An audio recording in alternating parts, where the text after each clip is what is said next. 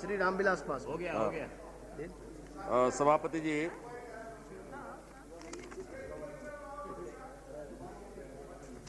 ये बस बैठो। आज हम लोग फिर जो असम में घटना घटी और जिसमें ऑफिशियली तो 40 से 50 लोगों का नाम आया है, लेकिन जो हम लोगों के पास में सूचना मिली है अनऑफिशियली सैकड़ों लोग मारे गए हैं। हाँ, सैकड़ों में 300, और अभी भी वहाँ से लोग भाग रहे हैं। कल हम रात में थे, परसों कलकत्ता में काफ़ी लोग जो है आसाम से अभी भी कलकत्ता में आकर के वो शरण लिए हुए हैं और लोगों में एक भय आतंक का वातावरण है और भयभीत हैं लोग। सर, इस संबंध में माननीय सदस्यों ने अपनी चिंता जाहिर की। अध्यक्ष महोदय ने भी रूलिंग दिया कि पार्लियामेंट में कोई ऐसी बातें नहीं होनी चाहिए जिससे सिचुएशन जो है उसमें कोई और जो है गिरावट आवे, और इसलिए मैं चाहूँगा कि जो डिस्कशंस हो रहे हैं वो डिस्कशंस जो है एक सौहार्दपूर्ण वातावरण में हो, लेकिन जो लोगों का जो हालात है, वहाँ से जो लोग आए हैं, एक वहाँ झाजी थे, जो वहाँ मिनिस्टर थे, उन्होंने जो सारी बातें वहाँ के संबंध में बतलाई, मैं उस बात को यहाँ नहीं कहना चाहता हूँ। सर, संविधान की धारा 19 जो फंडामेंटल राइट्स है 19D, उसके मुताबिक इस देश में हर नागरिक को अधिकार है कि वो कहीं भी किसी भी देश के कोना में जाए, बसे, अपना कारोबार करे। और ये भारत की संस्कृति भी रही है कि यहाँ लोग एक कोना से दूसरे कोना में हमेशा से काम करते रहे हैं। हमारे यहाँ बिहार में जब चले जाएं, जितने भी बिहार के शहर हैं, उन सारे शहरों पर हर शहर में काफ़ी बड़ी संख्या में जो है राजस्थान के, खास करके जो मारवाड़ी जिनको कहा जाता है, हर जगह बिजनेस कारोबार कर रहे हैं। पंजाब से भी क्या लोग हैं। इवन लोकसभा का चुनाव होता है तो जो कहीं भी हम लोगों के यहाँ इस तरह का भेदभाव नहीं देखा जाता है। चार्ल्स कृपलानी से लेकर के और जॉर्ज फर्नांडिस तक सब लोग बिहार में जाते हैं, रहते हैं, और कहीं किसी तरह का इस तरह का कोई वातावरण नहीं है। हम बंगाल के लोगों को भी धन्यवाद देना चाहते हैं कि बंगाल में भारी संख्या में, लाखों की संख्या में बिहार के लोग हैं और वो अपना बिहार, वहाँ का भी जो रोजगार है उसको बढ़ा रहे हैं और अपना भी जीवन यापन कर रहे हैं। लेकिन पिछले कुछ सालों से जो है इस तरह की टेंडेंसी देखने को मिल रही है कि एक क्षेत्रवाद के नाम पर जो है एक बढ़ावा दिया जा रहा है, और क्षेत्रवाद के नाम पर भले हो सकता है कि किसी राजनीतिक दल को उससे फ़ायदा हो जाए, कोई संगठन है उनको भी फायदा हो जाए, लेकिन मैं समझता हूँ कंतोगत्वा ये देश इससे कमज़ोर होगा। दो तरह के एलिमेंट हैं। एक तरह के वो लोग हैं जिनको प्रजातंत्र में विश्वास है और देश की मुख्य धारा को समझते हैं। दूसरे एंटी सोशल एलिमेंट्स भी हैं, या जिनको उग्रवाद कहिए, उग्रवादी कहिए, इस तरह के भी तत्व हैं। लेकिन मामला ये है कि मच्छर कहाँ पैदा लेता है? मच्छर हमेशा गंदा नाला से पैदा लेता है। यदि गंदा नाला की सफाई हो जाए तो मच्छर का पैदा लेना बंद हो जाता है। तो एक तो जो मूलभूत समस्या है वो बेरोजगारी की समस्या है, और वो बेरोजगारी की समस्या का सीरियसली निदान होना चाहिए। लेकिन हम जो राजनीतिक दल के लोग हैं, उन राजनीतिक दल के लोग भी हम क्या करते हैं, इस पर भी जो है निर्भर करता है। अब हमारे यहाँ महाराष्ट्र के हमारे साथी रावले जी हैं, हमारे बहुत अच्छे मित्र हैं, दिल से बहुत साफ हैं। भले भले बोली में लड़ते हों, झगड़ते हों, रेल मंत्री से भी झगड़ा कर लेते हैं, हम लोग भी करते, लेकिन इनके दिल में कुछ रहता होता नहीं है। हाँ, सीधा आदमी है, सीधा चलते हैं, सीधा बोलते हैं, लेबर लीडर भी हैं, लेकिन हाँ और समझते भी हैं। अब लेकिन पता नहीं चलता है कि कभी कभी जो है, अब इनके जैसे लोग यहाँ बैठे हुए हैं, सारा चीज़ है। अब हम लोगों का अभी आपका जीवन तो बहुत है, 50 साल और राजनीति में आपको आगे बढ़ना है। तो राजनीति में यदि 50 साल आगे बढ़ना है, जाना है, तो सिर्फ एक सेक्शन को लेकर के तो आप नहीं जा सकते हैं। हम समझते हैं, इस बात को हम समझते हैं कि ठीक है महाराष्ट्र है तो महाराष्ट्र में लोकल लोगों की समस्या है, प्रॉब्लम्स हैं, वहाँ भी अनएम्प्लॉयड लोग हैं, आसाम है, वहां भी अनएम्प्लॉयड लोग हैं, लाखों की संख्या में हैं। नॉर्थ ईस्ट में है, वहां भी अनएम्प्लॉयड लोग हैं। लेकिन बेरोजगारी का मतलब ये नहीं है कि यदि बिहार का लोग वहां चला जाए, रोजगार के लिए चला जाए, उत्तर प्रदेश का लोग रोजगार चला जाए, तो पॉलिटिकल पार्टी की नेता के हैसियत से कहना शुरू कर दें कि नहीं, यहां सिर्फ मराठी लोगों को रहने का अधिकार है। हम बिहार में पॉलिटिकल पार्टी के नेता के नहीं, हम समझते हैं। मेरा नाम लिया इसलिए बताना चाहता हूँ, रहने का तो सवाल ही नहीं। सारे लोग हमारे महाराष्ट्र में रहते हैं, वो गुजराती रहते हैं, उत्तर भारतीय रहते, बिहारी, हमें किसी ने को भगाया नहीं। लेकिन ये सर रेलवे का मैनुअल में लिखा है sir, it is written the railway manual, the priority should be given to local people, it has been written railway manual. और सी और डी ग्रेड का सवाल है, तो उसके लिए हम लड़ रहे हैं। और वो तो हिंदुस्तान के लिए कायदा कानून बना हुआ है, ओ ठीक है, 59 में वो कानून बना है। हमारे नेता बड़े भाई जैसे हमारे। नहीं, मैं आपका समर्थन, मैं आप रहा हूं उस पर, मैं गलत भी नहीं होना चाहिए। हमारे मांग रहे हैं, हम तो हमारे राज्य में मांग रहे हैं, तो हम बिहार में जाके नहीं मांग रहे, हमारे मुंबई में मांग रहे हैं, महाराष्ट्र में मांग रहे हैं, और हम राज्य में चाहते हैं हर राज्य को, हर राज्य को उसको प्रायोरिटी मिलनी चाहिए। आचार्य जी ने जब शुरू किया था, जब उन्होंने बताया था कि डीआरएम के लेवल पे पहले लोकल रेल मंत्री रहा हूं, मैं रेल मंत्री हम रहे हैं, आप तो हमारे साथ में थे, काम किए थे उसमें। मैं दूसरी बात कर रहा हूं, मैं कह रहा हूं कि ठीक है, मान लेते हैं 4th ग्रेड के कर्मचारी को वहां रहने भी दिया जाए, लेकिन जब आज जो स्लोगन आप देते हैं वो स्लोगन ठीक नहीं है। कि देखिए, बॉम्बे जो है सर, हर कंट्रीज में दो राजधानी होती है। एक राजधानी होता है पॉलिटिकल कैपिटल और एक होता है बिजनेस का कैपिटल। आप चले जाएं अमेरिका में, चले जाएं तो वहां न्यूयॉर्क है, न्यूयॉर्क में बिजनेस कैपिटल है। वाशिंगटन है जहां पॉलिटिकल कैपिटल है। आप चले जाएं कनाडा, वहां क्या कहते हैं कि एक ओटावा है, एक मॉन्ट्रियल है, एक क्या कहते हैं बिजनेस कैपिटल है, और एक जो पॉलिटिकल कैपिटल है। उसी तरीके से भारत का एक दूसरा राजधानी है बॉम्बे, जिसको मिनी इंडिया कहा जाता है, और वही उसकी खूबसूरती है।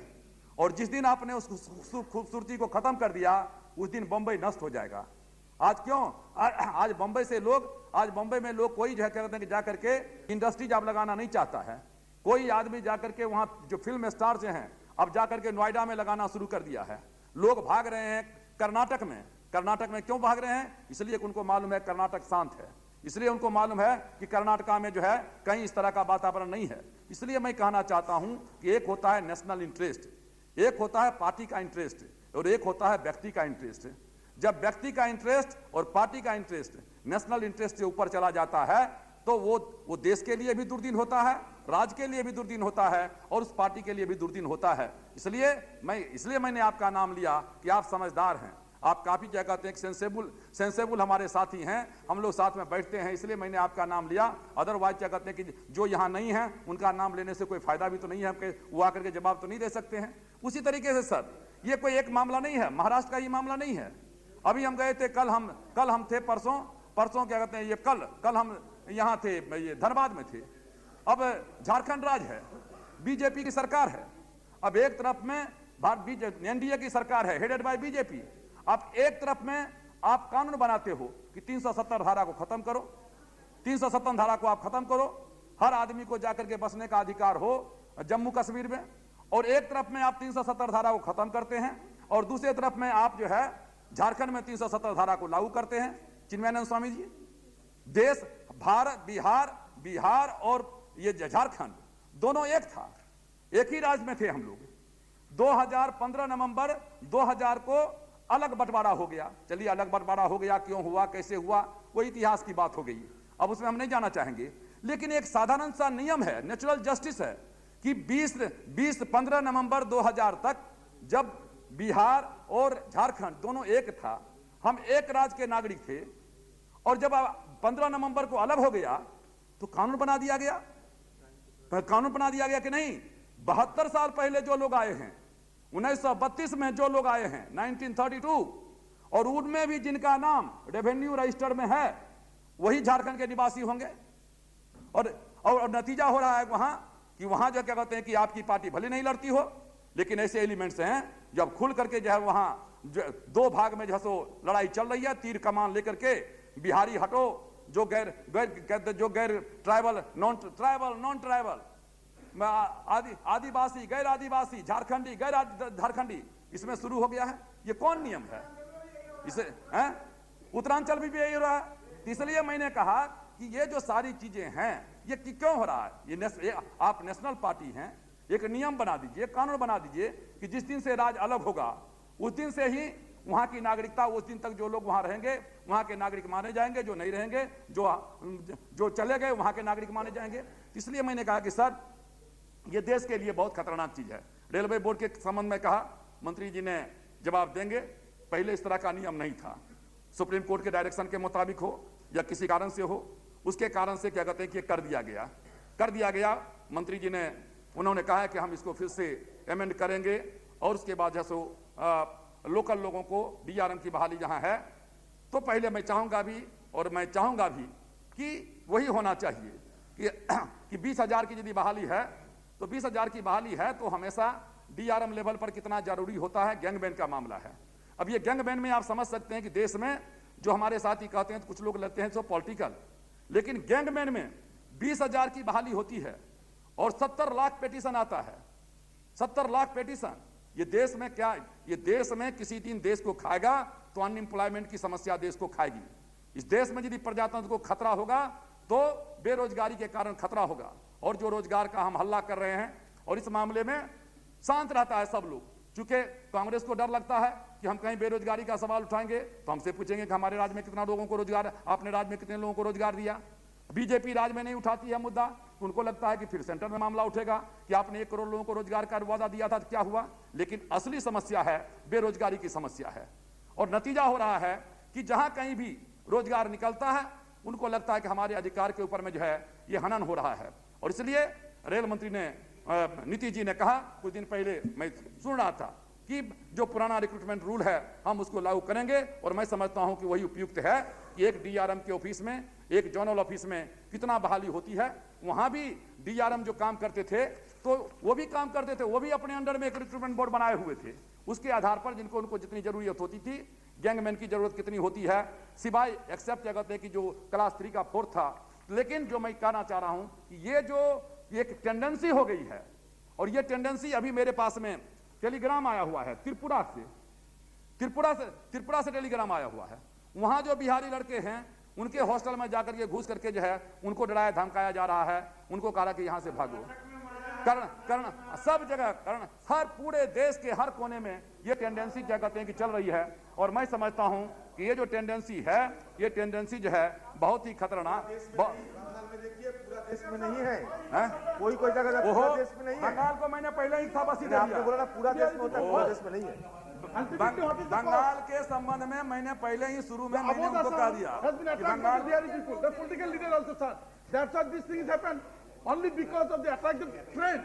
ये असली बात बोलिए, इतना दिन तो नहीं आप लोग असम का देखिए हमारे साथी बिहार में तो असम में इतना बिहारी हम लोग असम बिहारी भाई आप रहिए ना, दुश्मन नहीं था। आप क्यों responsibility When he has not yielded, kindly receive your seat. असली बात उसको बोलना चाहिए। Member is speaking. Sir You want to refer it? एक तरफ तो हमारे We'll have your thought. एक तरफ तो हमारे क्या बचेगा पासवान जी, गवर्नमेंट आप लोग क्या है, इट इज a quarrel एक तरफ तो sir why the political leader has involved in this one। Sir मैं ये मान करके चलूं कि बिहार के लोगों ने किया, इसके लिए जो कुछ हुआ उसके लिए हमारे साथी सपोर्ट कर रहे हैं, ये मान करके मैं चलूं। क्यों इस तरह की बात बोलते हैं, जब एक तरफ ये कहते हैं कि किसी पॉलिटिकल पार्टी का हाथ नहीं है, एक तरफ कहते हैं कि उल्फा का हाथ है, एक तरफ कहते हैं कि उग्रवादियों का हाथ है, तो दूसरे तरफ में आप उसको से जोड़ क्यों रहे हैं? कौन उसको सपोर्ट कर रहा है? बिहार में जो घटना नहीं तो चुप रहिए ना, तो बिहार में जो सपोर्ट नहीं करता है, बिहार में जो घटना घटी है हम उसकी निंदा करते हैं। हम बिहार में जो घटना घटी है उसके एक मिनट नहीं है, ये बयान है आसाम के एक मंत्री का कि हम बिहार के लोगों को निकाला। मुख्यमंत्री वहां बैठे हुए हैं, मुख्यमंत्री कहते हैं कि सरकार का बयान है, एक सुनियोजित प्रशासन के तरफ आसाम में इस तरह की घटना की गई है और एक कांग्रेस पार्टी के लोग और कांग्रेस की सरकार ने करवाया है। इसलिए अखबार है अखबार, और इसमें मंत्री का बयान आप क्यों आप लोग का अक्टूबर 2002 और घटना घटी है। नेशनल पार्टी कांग्रेस का एक साल से कांग्रेस का support this kind of Congress का support this kind of Congress national party And over the years, Congress has been nurturing the nationalism of our country. All of the central minister, state central minister has been scared the ASU people that we should double in the railway headquarters. This has happened, sir. Central इसलिए minister personally sir मेरा कहना है ASU office and कि speaking the ASU voice. मेरा कहना है कि यदि बिहार में इस तरह की कोई घटना घटी है या जो रेलवे में छेड़खानी किया गया या बदतमीजी किया गया, उसको कोई आदमी एप्रिसिएट नहीं कर सकता है, लेकिन उसके आड़ में जाकर के और लोगों को जलाने का काम किया जाए, लोगों को मारने का काम किया जाए। और मैं समझता हूं कि जो बात प्रभुनाथ सिंह जी ने कह रहे हैं और पेपर का हवाला देकर कह रहे हैं कि यदि सरकार वहां सपोर्ट करती है, उसके मंत्री क्या कहते हैं, किस तरह की बात करते हैं, तो मैं समझता हूं कि इससे ज्यादा दुखद घटना कुछ नहीं हो सकती है। Appreciated the Assam government in containing the violence. Prime Minister of India has appreciated the Assam government in containing the violence. Very good, ठीक है। इसलिए सर मैं आपसे आग्रह करूंगा कि इसके पीछे में, मैं जानता हूं कि इसके पीछे में गरीबी है, इसके पीछे में बेरोजगारी है, लेकिन बेरोजगारी या गरीबी के कारण एक क्षेत्रवाद का फैलावा मिले, एक कहीं क्या कहते हैं कि भाषा के नाम पर इस देश में क्या कहते हैं कि दंगा हो, इससे ज्यादा शर्मनाक बात कुछ नहीं हो सकती है। और इसलिए इस घटना को, जो भी घटना हुई है, मैं समझता हूं कि चेयर के तरफ से निंदा होनी चाहिए। और इस तरह का कोई मैं आज भी इस बात को मान करके चलता हूं, भले हमारे साथी भावावेश में कुछ भी कहते हों, लेकिन एक कॉमन मैन, आम आदमी इस तरह का काम नहीं कर सकता है। आम देश का नागरिक, देश का जो नागरिक है, कोई भी बिहार का आदमी मजदूर, यदि मजदूरी काम करता है तो उस स्टेट की भी क्या कहते हैं, उस स्टेट का भी इकोनॉमी ग्रोथ होता है। जिस समय में पंजाब में, हरियाणा में तो नहीं, पंजाब में उग्रवाद फैला हुआ था, कोई आदमी घर से बाहर नहीं निकलता था, यही बिहार का मजदूर था जो पंजाब के हर खेत में जाकर के जान जोखिम में उठा करके और काम करता था। इसी दिल्ली में 1 नहीं 2 नहीं 40 लाख से ज्यादा जो गरीब लोग हैं, मजदूर हैं, वो बिहार के हैं। वो एक अलग सवाल है कि बिहार में क्या हो रहा है, बिहार में क्यों मानते हैं, बिहार में इतनी गरीबी क्यों है, बिहार में इतना रोजगार का क्यों ह्रास हो रहा है, एक दूसरा डिबेट है। उसके लिए हम सेंट्रल गवर्नमेंट को दोषी मान सकते हैं, उसके लिए हम स्टेट गवर्नमेंट को हम दोषी मान सकते हैं, लेकिन इसका मतलब ये नहीं है कि कोई एक राज्य का आदमी कमाने के लिए, रोजगार के लिए दूसरे राज्य में जाए और उसके खिलाफ में बर्बर कार्रवाई हो और कोई पॉलिटिकल पार्टी के नेता डायरेक्टली या इनडायरेक्टली उसको सपोर्ट करने का काम करें। मैं समझता हूं कि ये देश के लिए सबसे खतरनाक दिन होगा और सबसे काला दिवस वो होगा। इसलिए सर, मैं इसमें ज्यादा कुछ नहीं कहना चाहता हूं।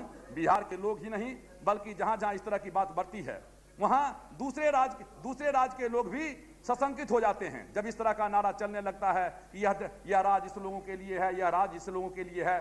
भारत एक माँ है और भारत एक बगीचा है। इस बगीचा में हर तरह के फूल हैं, हर जगह से फूल खिलते हैं, और जो बगीचा का माली होता है उसका फर्ज होता है कि बगीचा के हर फूल को देखे, हर फूल को मुस्कुराने का मौका दे, हर कली को खिलने का भी मौका दे। और यदि राजनेता के द्वारा इस तरह की कार्रवाई की जाएगी तो मैं समझता हूं कि ये बहुत ही क्या कहते हैं कि निंदनीय चीज है। इसलिए मैं चाहूंगा कि प्रधानमंत्री ने इनिशिएटिव लिया है, होम मिनिस्टर ने इनिशिएटिव लिया है, लेकिन हम चाहते हैं कि एक इस संबंध में बैठक बुलानी चाहिए।